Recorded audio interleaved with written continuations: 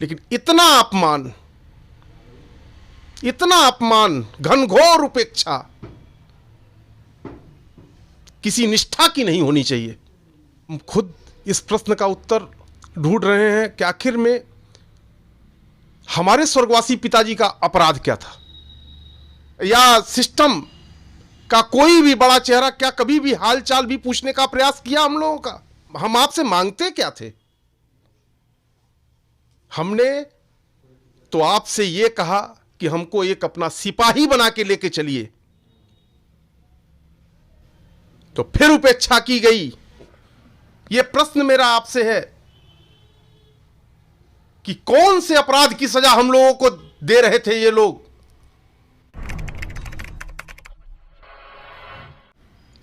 इकतालीस साल कहने के लिए बहुत आसान है कि 41 साल आपने कह दिया और कह के हम लोग चुप हो गए या फिर चर्चा को आगे बढ़ा दिए। लेकिन यह 41 साल एक बहुत ही बड़ा और एक बहुत ही लंबा समय होता है। उपेंद्र दत्त शुक्ला, यह नाम उत्तर प्रदेश की राजनीति, और मैं उत्तर प्रदेश की राजनीति की बात ना करूं, पूरे देश की राजनीति में यदि भारतीय जनता पार्टी के कार्यकर्ताओं की गिनती की जाए तो मुझे लगता है कि टॉप 10 में उपेंद्र दत्त शुक्ला का नाम आएगा, उनके संघर्षों का नाम आएगा, उनके 41 साल के सफ़र का नाम आएगा। जब मैं अपने ऑफिस से निकला और मुझे मिलना था, क्योंकि चुनाव लड़ रहे हैं उनकी पत्नी चुनाव लड़ रही हैं 2022 का समाजवादी पार्टी के बैनर तले। तो जब मैं अपने ऑफिस से निकला तो मुझे लगा कि 41 साल यदि कोई भारतीय जनता पार्टी में राजनीति किया हो और दमदारी के साथ राजनीति किया हो तो उसका घर बहुत ही शानदार होगा। अमूमन जैसा मैं नेताओं के घर पे जाके देखता हूँ, कई सारे बड़े बड़े सोफ़े लगे होंगे, बड़ा सा गेट होगा, बाहर कई सारी महंगी महंगी गाड़ियाँ खड़ी होंगी। लेकिन आने के बाद पूरा कमरा दिखाइए अखिलेश, नीचे से पूरा कमरा दिखाइए। आप लोग बैठे हुए हैं यहाँ पे और मेरे साथ उनके बड़े सुपुत्र अरविंद शुक्ला जी बैठे हुए हैं। वो नीचे बैठे हैं, मैं ऊपर बैठा हूँ। ऊपर बैठने का कारण ये है कि मेरे पैर में थोड़ा सा चोट लगा है जिससे मैं कंफर्टेबल नहीं हूँ। ये वो जगह है जहाँ पे स्वर्गीय श्री उपेंद्र दत्त शुक्ला जी बैठा करते थे, और अरविंद जी जिस जगह पे इस वक्त बैठे हैं वो हमेशा वहीं पे बैठते थे, क्योंकि उनको पिता के साथ साथ वो अपना गुरु भी मानते हैं। आगे की बातचीत करेंगे, लेकिन सबसे बड़ा सवाल यह खड़ा होता है कि 41 साल के संघर्षों में आखिर क्या कमी रह गई कि उपेंद्र दत्त शुक्ला का परिवार अपनी पिछली विचारधाराओं को छोड़कर समाजवादी पार्टी से जुड़ते हैं और समाजवादी पार्टी के बैनर तले लड़ाई लड़ने का सोचते हैं, ठानते हैं। बहुत बहुत स्वागत है आपका इनसाइड भारत टीवी पे। बहुत बहुत धन्यवाद आपका। पहला सवाल सर यही है कि आपके पिताजी 41 साल भारतीय जनता पार्टी को दिए, ये घर के बारे में पहले बताइए, उसके बाद फिर कोई आगे चर्चा होगी। क्योंकि मैं वाकई में ये सवाल नहीं था मेरा, लेकिन यहाँ आने के बाद ये सवाल हो गया कि ये घर, चूँकि मैं अभी जैसा कि बताया कि अमूमन जब हम किसी विधायकी लड़ने वाले नेता के घर जाते हैं तो शानदार बड़ा सा डाइनिंग हॉल रहता है, सोफ़े लगे रहते हैं, तमाम चीज़ें रहती हैं। उपेंद्र दत्त शुक्ला 41 साल में ये सब नहीं कर पाए। राजनीति के विचारधारा के प्रति समर्पित लोगों को, मेरा भी उम्र 43 वर्ष का है, जब से जन्म लिया तब से भारतीय जनता पार्टी और इसी विचारधारा में पला बढ़ा। बहुत राजनीतिक लोगों को देखा गया, लेकिन राजनीति के प्रति एक दीवानगी आज के राजनेताओं में कम दिखाई पड़ती है। उनका हमसे बार बार, जब से मैं बड़ा हो गया, हमसे बार बार एक चीज़ कहते थे कि अरविंद जी, मैं एक प्राइवेट जॉब करता था एक फाइनेंस कंपनी में, रिकवरी मैनेजर हुआ करता था। हमसे कहते थे, अरविंद जी आप हमसे कभी किसी प्रकार की उम्मीद और अपेक्षा मत पालिएगा, आप पुरुषार्थी व्यक्ति हैं, आप स्वयं में सक्षम हैं, बनिए और अपने परिवार को चलाइए। और जहाँ तक इस मकान की बात है, जिस मकान पे आज आप बैठे हुए हैं, ये मकान हमारे परम श्रद्धेय बड़े पिताजी स्वर्गवासी श्री घुरपतरी शुक्ल जी, जीपी शुक्ल जिनका नाम था, बिजली विभाग में कार्यरत थे, इसी मकान में रहते थे किराए पे। इस मकान को उन्होंने बाद में परचेज कर लिया और पिताजी के संघर्षों के बाद बड़े पिताजी ने हमारे पिता को कहा कि आप ऊपर वाले 2 कमरे में आप रहें, अपने परिवार को लेकर बच्चों का अध्ययन अध्यापन करवाएं। तो ये भी मकान हमारे पिताजी ने खरीदा नहीं, हमारे बड़े पिता के द्वारा प्रदान किया गया था उनको।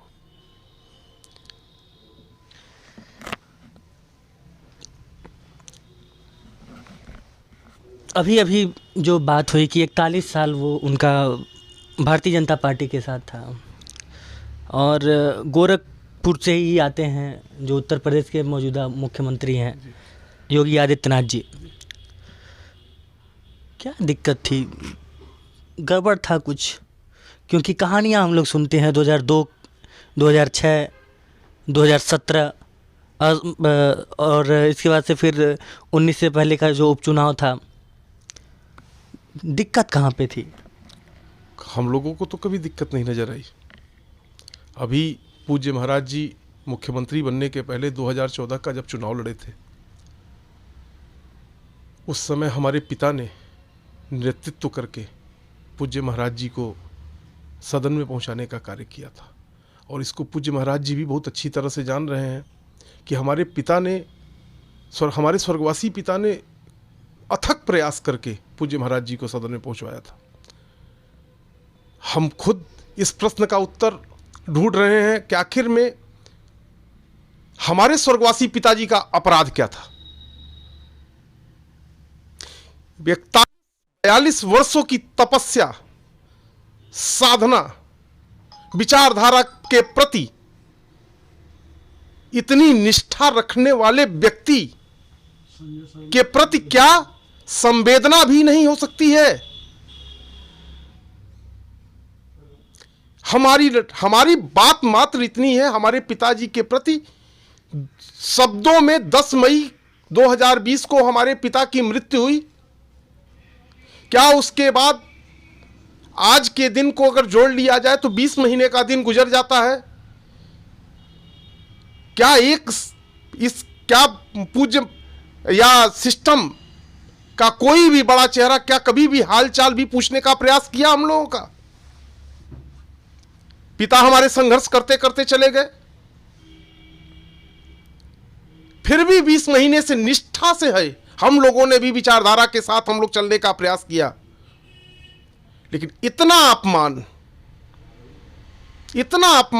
घनघोर उपेक्षा किसी निष्ठा की नहीं होनी चाहिए।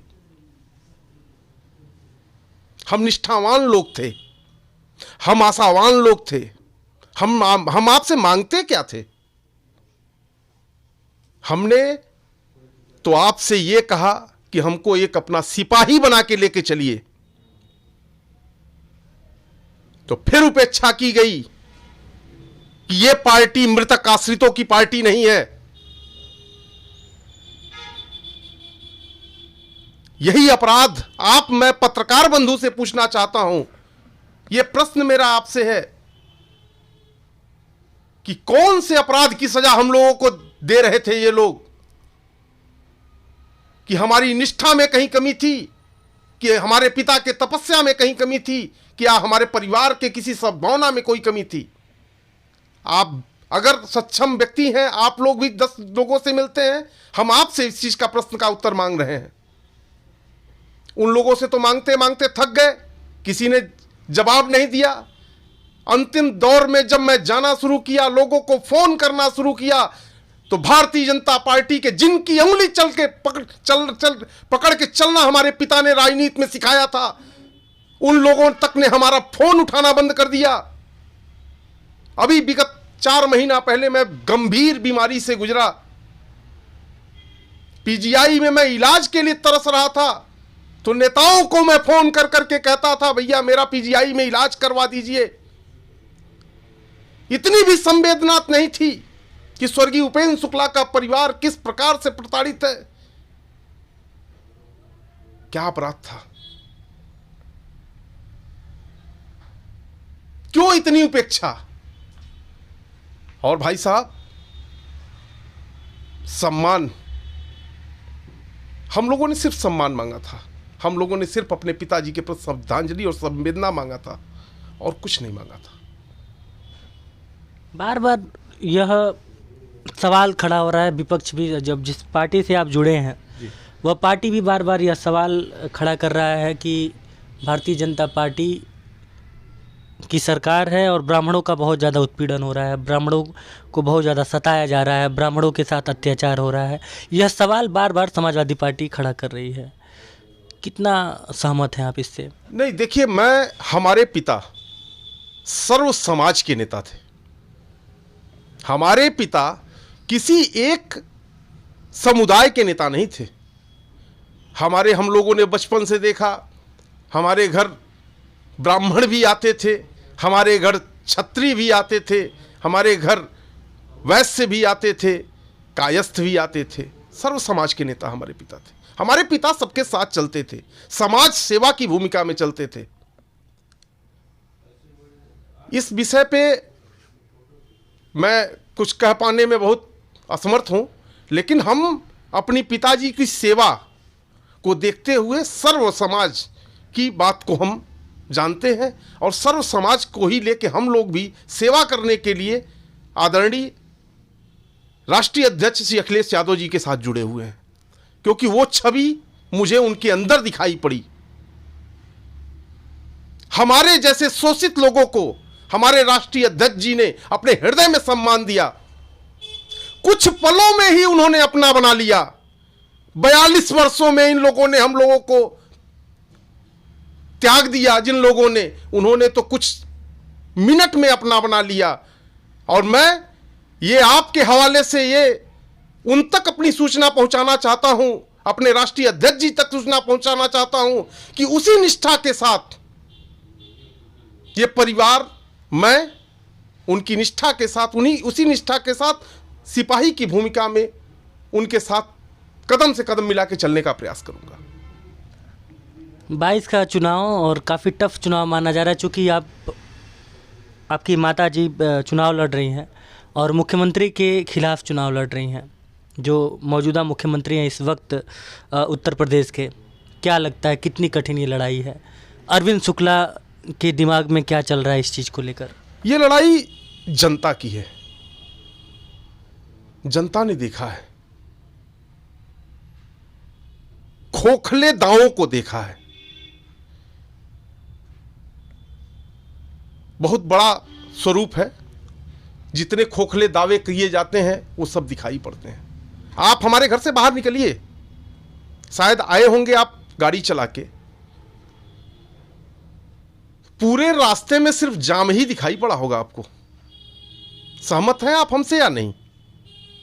जाम की समस्या है गोरखपुर में, बहुत ज़बरदस्त है। ठीक, हमारा घर ठीक सड़क पे पड़ता है। अभी आपको 10-5 मिनट के अंदर 2-4 एम्बुलेंसों की आवाज सुनाई पड़ेगी। बस एक प्रमाण आपके सामने है, और कुछ बाकी चीज़ों का, दाव का तो बातें खोलनी शुरू करे आदमी तो बहुत कुछ खुलते चले जाएंगे, बहुत कुछ बातें होती चली जाएंगी।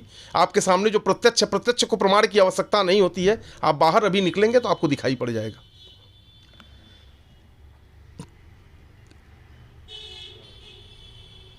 उपेंद्र शुक्ला जी, स्वर्गीय उपेंद्र शुक्ला जी, अंतिम संदेश जो आपको याद रहा हो, उनका अंतिम कोई बात जो वो आपसे कहे हों, कोई राजनीतिक संदेश या कुछ इस तरह का?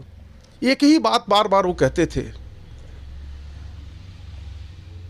समाज सेवा सबसे बड़ा धर्म है, सबसे बड़ा। एक घटना मैं बताऊं आपको, एक घटना हमारे साथ घोसी के उपचुनाव में हुई थी। पिताजी घोसी के उपचुनाव के प्रभारी हुआ करते थे। हमारी माताजी बेहद गंभीर हो गई, स्वास्थ्य उनका खराब हो गया था। उस स्वास्थ्य खराब होने में डॉक्टरों ने कह दिया कि हालत बहुत ख़राब है, अपने पिता को भी सूचित कर दें आप। मैंने अपने पिताश्री जी को सूचना दिया। पिताश्री जी ने हमारे फ़ोन नहीं उठाया। उनके साथ उनके सहयोगी जो रहते थे उनको फ़ोन किया। उनसे हमने कहा कि पिताजी को बता दीजिए माता जी अस्वस्थ हो गई हैं और कोमा में चली गई हैं। 3 घंटे बाद हमारे पिता का फ़ोन आता है और पिता ने हमारे कहा कि बेटा, मेरा जीवन सर्व समाज का जीवन है, आप अपने माता आपकी हैं, मुझसे अपेक्षा मत किसी प्रकार का पालिए। मैं फ़ोन काट दिया और रोते हुए काटा मैं फ़ोन, क्योंकि एक पुत्र की भावना जुड़ी हुई थी। फिर बाद में जब वो हमसे मिले, उन्होंने हमें बताया कि बेटा, मेरा जीवन इस समाज के लिए समर्पित है। मेरे लिए मेरा परिवार आप जैसे बाहर के तमाम कार्यकर्ता बच्चे हैं, मेरे पास तमाम कार्यकर्ता परिवार है, वो परिवार मेरा भी परिवार है। पहले मेरी प्राथमिकता वो है, क्योंकि मुझे पता है कि आप हमारे पुत्र हैं, तो आप इन चीज़ों को संभाल सकते हैं, इसलिए मैं निश्चिंत हूँ। इसलिए आप हमसे अपेक्षा मत किसी प्रकार का पालें और आप अपने कर्तव्य पथ पे आगे बढ़ते रहें, अपने परिवार को संभालें। ऐसे सोच रखने वाले विलक्षण प्रतिभा के धनी स्वर्गीय उपेंद्र शुक्ला जी हमारे पिता थे। हमारा सौभाग्य था, बहुत कुछ सीखने को मिला, बहुत कुछ सीखने को मिला। और अंतिम शब्द में लास्ट तक, अंतिम दिन, मृत्यु के 1 दिन पहले तक वो फोटो है। और भारतीय जनता पार्टी की 9 मई 2020 की रात को 1 बजे अंतिम मेल उन्होंने पार्टी कार्यालय, प्रदेश पार्टी कार्यालय को किया था। इसका मतलब यह है कि अपनी मृत्यु के समय तक वो काम करते रहे। समय का पाबंद होना उन्होंने सिखाया था, वचनबद्धता उन्होंने सिखाई थी, और अपने कर्तव्य के प्रति जिम्मेदार होना उन्होंने सिखाया था। बहुत बहुत शुक्रिया इनसाइड भारत टीवी से बातचीत करने के लिए। आपका भी बहुत बहुत धन्यवाद।